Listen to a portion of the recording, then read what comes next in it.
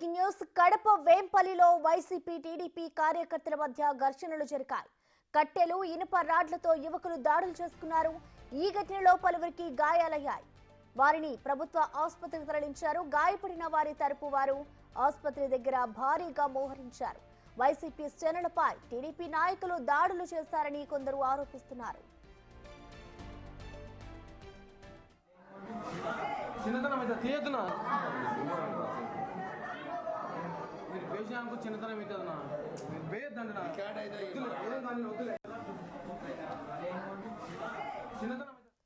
ఘటనకు సంబంధించిన మరింత సమాచారాన్ని మా ప్రతినిధి శివ అందిస్తారు. శివ, చెప్పండి, అసలు ఇరు వర్గాల మధ్య ఈ ఉద్రిక్తత చోటు చేసుకోవడానికి గల కారణాలేంటి? ప్రస్తుతం ఈ దాడిలో గాయపడిన యువకుల పరిస్థితి ఎలా ఉంది శివ?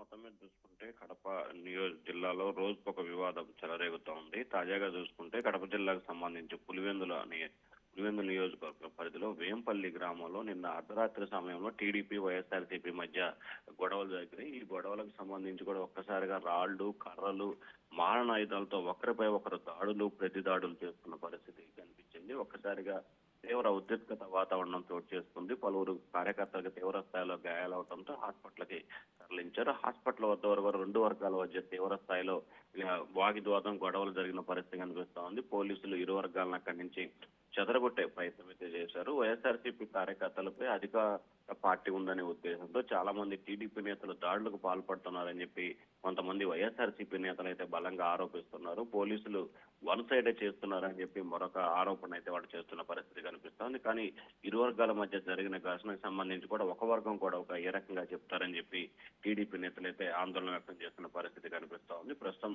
వేంపల్లి గ్రామంలో అయితే కొంత ఉద్రిక్తత వాతావరణం చోటు చేసుకుంది. ప్రసన్న, దీనికి సంబంధించి ఇటు టీడీపీ శ్రేణులైతే వైసీపీ నాయకులే మా మీదకి వచ్చి ఆరోపణలు చేస్తున్నారు, మా మీదకే గొడవకు వచ్చారంటూ కూడా టీడీపీకి సంబంధించిన నాయకులు అంటున్నారు. అంటే దీంట్లో వాస్తవం ఎంత ఉందనుకోవచ్చు? దీనికి సంబంధించి ఇటు టీడీపీకి సంబంధించిన నేతలు ఎవరైనా స్పందించారా శివ?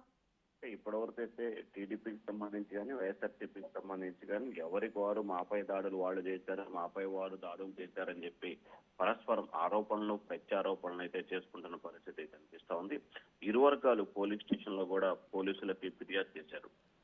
తమపైనే దాడికి పాల్పడ్డారని చెప్పి టీడీపీ, లేదు తమపైనే దాడులకు పాల్పడ్డారని చెప్పి వైఎస్ఆర్సీపీకి సంబంధించి కూడా ఫిర్యాదు చేసుకున్న పరిస్థితి కనిపిస్తా ఉంది. అయితే ఈ ఫిర్యాదుకు సంబంధించి కూడా ఇరు వర్గాలకు సంబంధించిన ఫిర్యాదులను కూడా పోలీసు అధికారులు తీసుకునే విచారణ అయితే చేపట్టారు. అసలు గొడవ గల కారణాలు ఏంటి, ఎందుకు గొడవ జరిగింది, ఏమిటి అనే కోణంలో పోలీసులు అయితే విచారణ చేపట్టినట్టు తెలుస్తా ఉంది. అయితే ఆ గ్రామాలకు సంబంధించి కూడా మొదటి నుంచి కూడా కొంత ఉద్రిక్తత వాతావరణం చోటు చేస్తున్న పరిస్థితి మొదటి నుంచి కూడా కనిపిస్తా ఉంది. తాజాగా జరిగిన పరిణామాలు గత 5 సంవత్సరాల కాలంగా వైఎస్ఆర్సీపీ నేతలు చేసిన అకృత్యాలు, వేధింపులకి కూటమి ప్రభుత్వం వచ్చిన తర్వాత ఆ గ్రామంలో కొంత మార్పులు, చేర్పులు చోటు చేసుకున్నాయి. దీన్ని వైఎస్ఆర్సీపీ నేతలు తట్టుకోలేకపోతున్నారని చెప్పి టీడీపీ నేతలు చెప్తున్న పరిస్థితి కనిపిస్తుంది. మరొక వైపు కూటమి ప్రభుత్వం అధికారంలోకి వచ్చిందని చెప్పి ఇష్టానుసారంగా వ్యవహరిస్తూ తమపై దాడులకు పాల్పడుతున్నారని చెప్పి వైఎస్ఆర్సీపీ నేతలు ఇట్లా పరస్పరం ఒకరిపై ఒకరు ఆరోపణలు, ప్రత్యారోపణలు, ఫిర్యాదులు అయితే చేసుకున్నారు. ప్రస్తుతం పోలీస్ పికెటింగ్ అయితే కొనసాగుతోంది. గ్రామానికి సంబంధించి కూడా ఎక్కడ ఎటువంటి అవాంఛనీయ సంఘటనలు జరగకుండా